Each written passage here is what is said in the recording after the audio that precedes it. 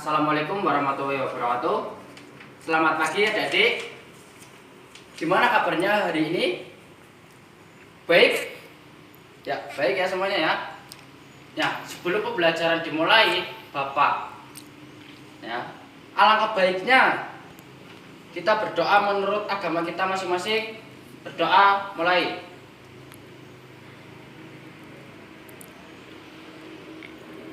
Selesai. Nah, sebelum pembelajaran dimulai, Bapak akan mengabsen dulu.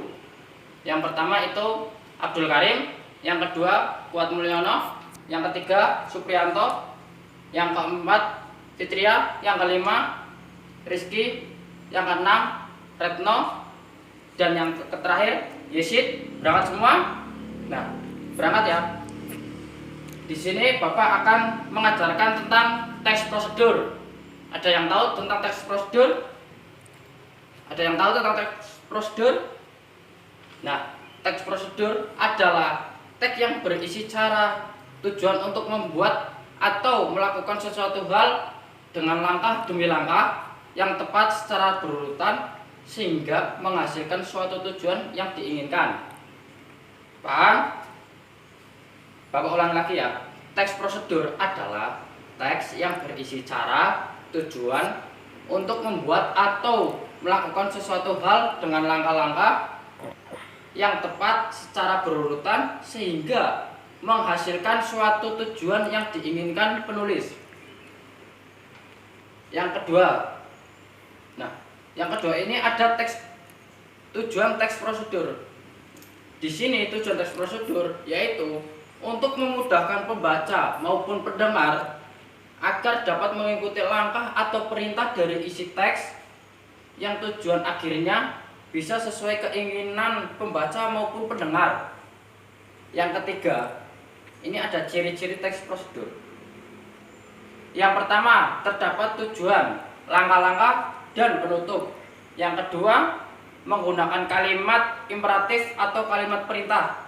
Yang ketiga, menggunakan kalimat penghubung sehingga dari awal hingga akhir itu saling berkaitan. Yang keempat, menggunakan kalimat langsung dan tidak langsung.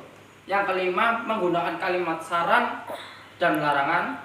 Yang keenam, menggunakan kriteria atau batasan tertentu. Yang ketujuh, menggunakan kata keterangan. Yang kedelapan, berisi langkah yang terperinci. Yang terakhir ini ya, menggunakan akhiran i dan kan. Nah, di sini contohnya yaitu jangan lupa selalu sirami bunganya setiap hari. Lemparkan bola tersebut ke atas. Nah, di sini yang keempat adalah struktur teks prosedur. Di struktur teks prosedur ini ada tiga. Yang pertama tujuan, yang kedua materi, yang ketiga langkah-langkah. Yang pertama adalah tujuan. Nah, pada bagian ini penulis mengemukakan pembahasan materi yang akan ditulis seperti tujuan dan manfaat, sehingga hasil akhirnya sesuai keinginan pembaca. Nah, yang kedua tadi materi. Pada bagian ini terdapat materi atau bahan-bahan yang dibutuhkan.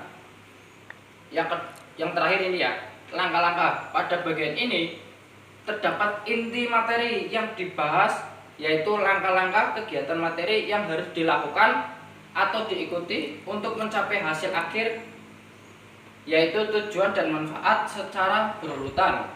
Sampai sini paham ya? Paham ya? Oke, Bapak lanjutkan ya. Nah, yang terakhir ini, materi yang terakhir yaitu kaidah kebahasan teks prosedur. Di sini ada 7. Yang pertama konjungsi temporal, yang kedua kata imperatif, yang ketiga verba materi atau tindakan laku, tingkah laku. Yang keempat partisipasi manusia, yang kelima bilangan pananda, yang keenam kalimat interrogatif, dan yang terakhir ini kalimat deklaratif. Nah, yang pertama tadi apa? Ya betul, konjungsi temporal. Nah, di sini konjungsi temporal yaitu kata penghubung yang berhubungan secara kronologis dengan waktu dan kejadian dari kedua peristiwa yang memiliki keterkaitan. Yang kedua, kalimat. Yang kedua itu kata imperatif ya. Kata imperatif atau kata perintah. Nah, di sini kata yang mengandung perintah atau larangan ketika melakukan pelaksanaan yang dibahas. Yang ketiga, verba materi dan tingkah laku. Nah, di sini verba materi adalah perbuatan yang mengacu pada tindakan. Yang keempat, partisipasi manusia. Nah, di sini ini paling penting ya. Nah, di sini adalah mempartisipasikan atau mengikut sertakan manusia dalam tulisan tersebut untuk membantu langkah-langkahnya. Yang kelima, bilangan panada.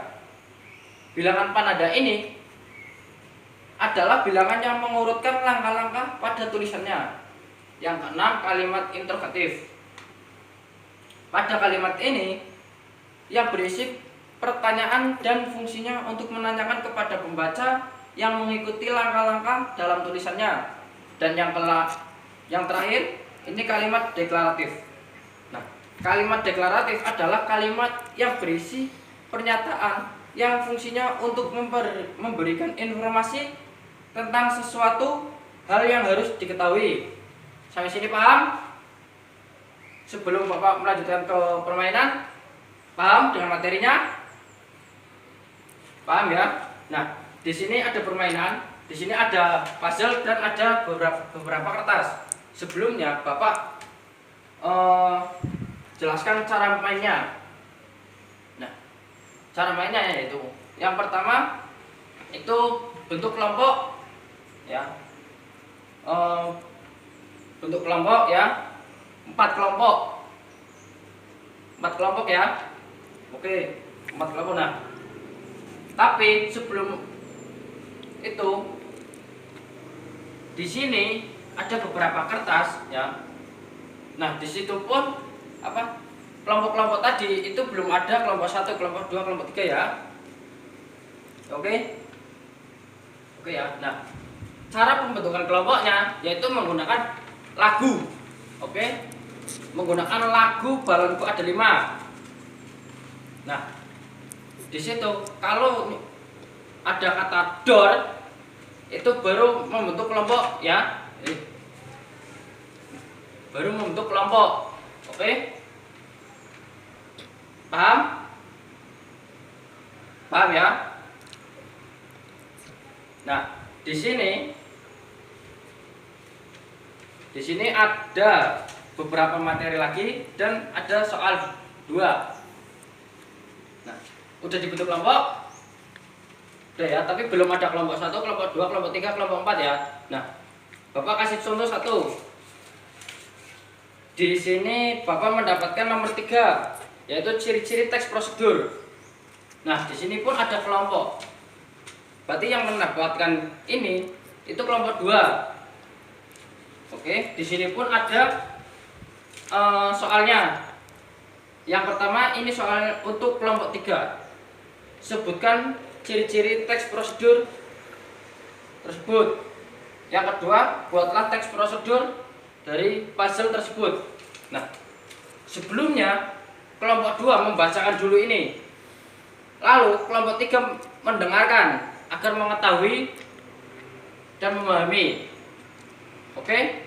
Sampai sini paham? Paham ya? Nah, cara mainnya seperti itu. Lalu masing-masing kelompok memilih satu puzzle di antara 4 puzzle ini. Ini ada 4 puzzle ya. Pilih salah satu. Nah, kemudian dari pertanyaan yang nomor 2, buatlah teks prosedur menurut puzzle ini ya. Sampai sini paham? Paham ya? Oke, Bapak beri waktu 5 menit dari sekarang.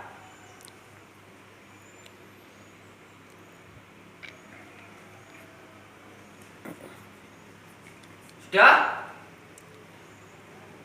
Sudah belum? Belum.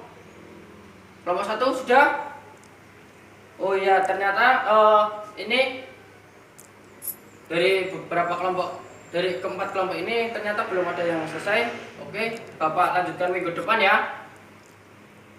Nah, oke ya, Bapak lanjutkan minggu depan sekalian membahas tentang materi teks cerpen.